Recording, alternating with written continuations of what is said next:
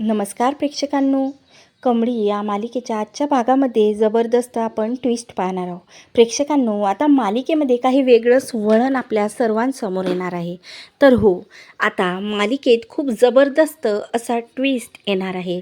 आता नेमका कामिनीचा सरूला आणि कमळीला मारण्याचा डाव सक्सेस होणार का? आणि खरंच आज काय रहस्य नेमकं मालिकेमध्ये आता लवकरच उघडणार आहे, हे सविस्तर आपण या व्हिडिओद्वारे पाहणार आहोत. म्हणून प्रेक्षकांनो, व्हिडिओ शेवटपर्यंत पहा आणि आवडल्यास लाईक आणि सबस्क्राईब करा. इकडे मात्र अन्नपूर्णा राजनला बोलते की राजन, आज बाबांना बरं वाटतंय. का नाही आपण कमळीच्या गावी जाऊन तिची भेट घेऊया? खूप दिवस झाले रे, मी नातीला भेटलेच नाही. आपण तिला भेटून येऊया आणि तिला मुंबईला आणूया. कारण मी बंड्याला काल कॉल केला आणि सांगितलं की ऋषीला नयनतारा रागाने घेऊन गेली आणि कमळीने सुद्धा ठाणलेलं आहे की तिला मुंबईला यायचं नाही. पण मी तिला स्वतः सांगेल. कमळीची आईसुद्धा सांगत होती मला की तुम्ही बोला कमळीशी आणि मुंबईला येण्यासाठी बोला. म्हणून आपण स्वतः दोघंजणं जाऊ आणि तिला मुंबईला घेऊन येऊ. तेव्हा राजन बोलते की आई, अगदी माझ्या मनातलं बोलले. मलासुद्धा कमळीच्या आईला भेटायचं होतं आणि तिच्या आजोबांचं निधन झालं तर आपल्याला तिच्या आईला भेटणंच योग्य राहणार. आपण त्यानंतर कमळीला घेऊन मुंबईला येऊ. चल, आताच आपण 1 तासाच्या आत निघून जाऊया सिद्धटेकला जाण्यासाठी. तेवढ्यातच इकडे गुंडाचा कॉल करत असते सतत, ते म्हणजे कामिनीला एक गुंड. पण कामिनी काही उचलत नाही. म्हणून तिने आता उठल्यावरती सकाळी फ्रेश होऊन त्याला कॉल केलेला असतो. त्यानंतर आता गुंड बोलते की मॅडम, मी रात्री कितीदा तुम्हाला कॉल केला, तुम्ही कॉलसुद्धा रिसीव केलेला नाही आहे आणि मला किती महत्त्वाचं बोलायचं होतं. त्यावर कामिनी बोलते की काय महत्त्वाचं बोलायचं होतं रे तुला? त्यावर आता मी वॉच ठेवून होतो ना कमळी आणि तिच्या आईवरती. काल रात्रीला तिची आई बोलत होती की कमळीला ती तिच्या वडिलाचं नाव आज मंदिरात 5 वाजता सांगणार आहे. काय आहे, तिचे वडील कोण आहे आणि कसे होते हे सत्य आता ती स्वतः कमळीला सांगणार आहे.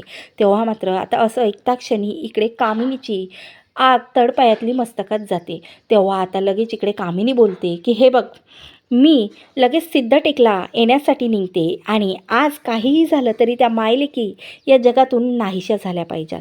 त्यावर इकडे लगेच गुंड बोलते की ठीक आहे मॅडम, या.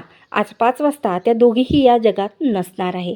त्यावर इकडे आता लगेच कामिनी रागिनीच्या रूममध्ये जाते आणि बोलते की रागिनी, ती म्हातारी आणि तुझा नवरा सकाळी सकाळी कुठं गेले गं?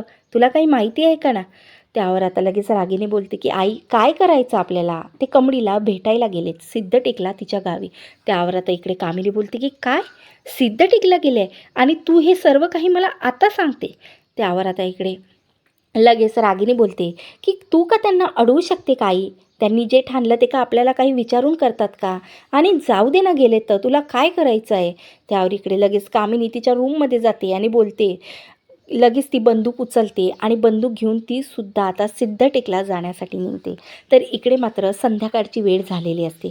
संध्याकाळची वेळ झाली, सरू आपल्या लेकीला घेऊन मंदिरात गेलेली असते आणि मंदिरात जाऊन बोलते की ही आरती झाली की याच मंदिराच्या कडेवर बाजूला जाऊन मी तुला आज तुझ्या वडिलाचं नाव सांगणार आहे कमळे.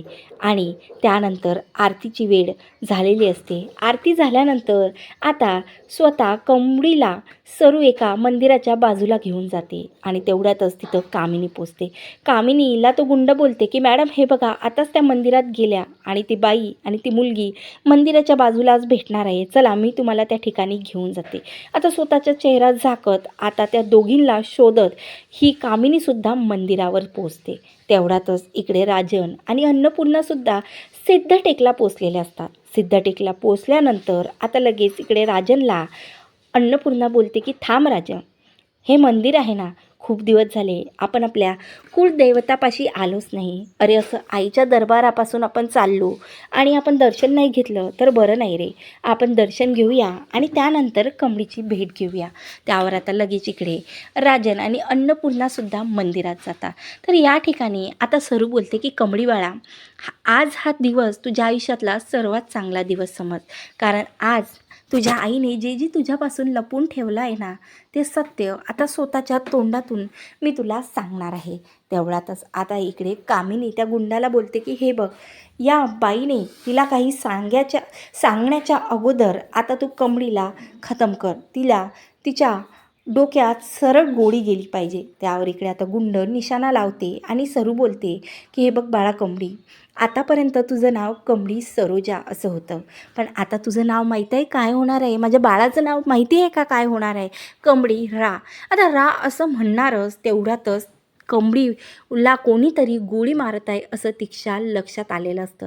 तर लगेच आता माय स्वतःच्या मुलीला आता बाजूला ढकलते आणि सरूच्या खांद्याच्या बाजूला गोळी लागते आणि ती स्वतः मागच्या साईडला मंदिराच्या खाली पडते. इकडे मात्र कमळी जोरजोराने जीवाचा आकांत करत ओढायला लागते की आई आई. आता इकडे आई आई असा आवाज आणि अचानक बंदुकीचा आवाज ऐकल्यावर मंदिरात जे काही भाविक असतात ते सरळ आता मागच्या दिशेने धावतच जातात.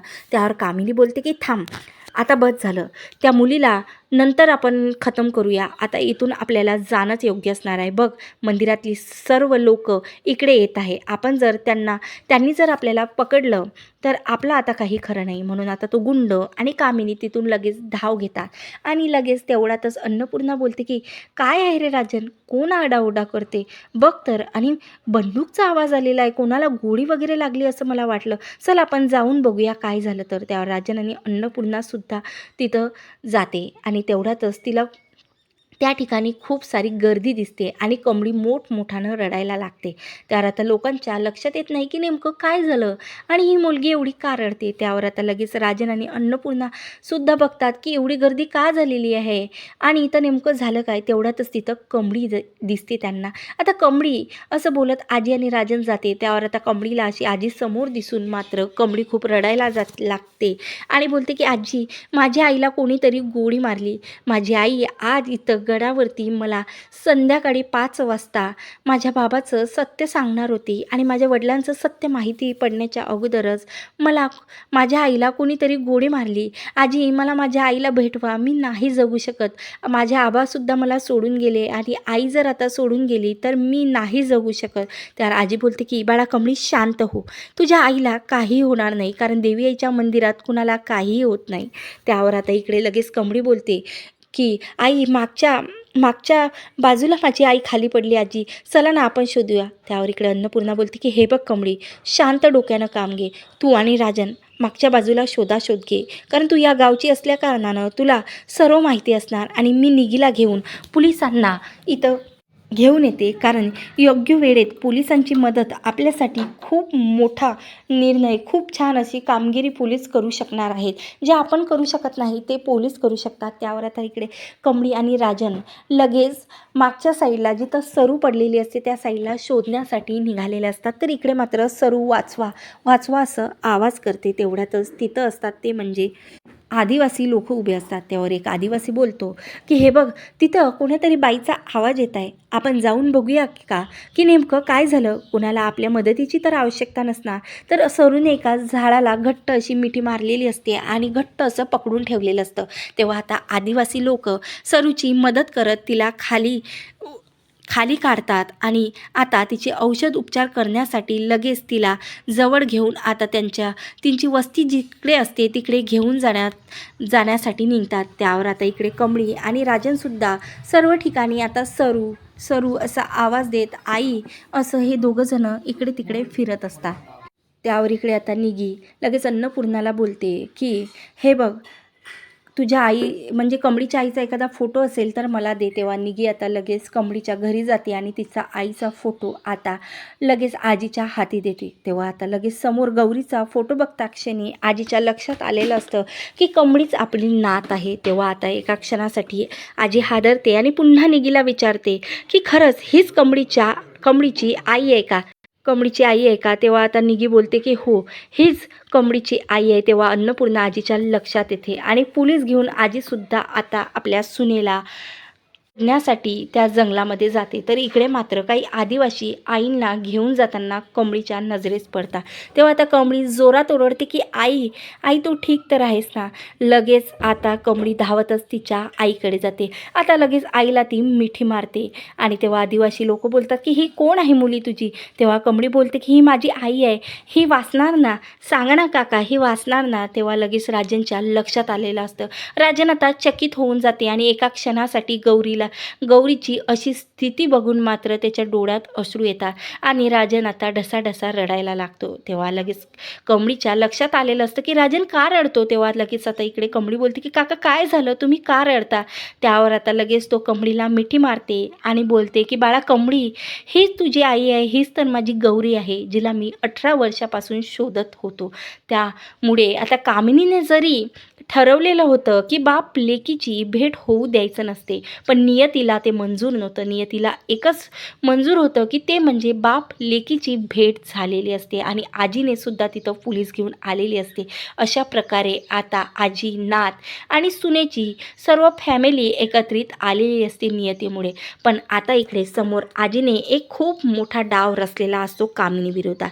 आता कामिनीला असं वाटतं की कुणाला काहीच माहीत नाही आणि सरू या जगात नाही. पण सरूची तब्येत चांगली झालेली असते आणि सरूने सर्व काही आजीला सांगितलेलं असतं. पण आता योग्य वेळेची आजी ही वाट बघत असते आणि कामिनीच्या गुन्ह्याचे संपूर्ण पुरावे जमा करत आता तिला तिच्या कर्माची फळं द्यायची असं आजीने ठरवून ठेवलेलं असतं. खरंच प्रेक्षकांनो, आता ज्या वेळेस कामिनी आणि इकडे मात्र ही गौरी एकत्र येणार, तिला आता कामिनी समोर येणार की गौरी ही जिवंत आहे आणि आता अन्नपूर्णाला समजलेलं आहे की कमळीच तिची नात आहे.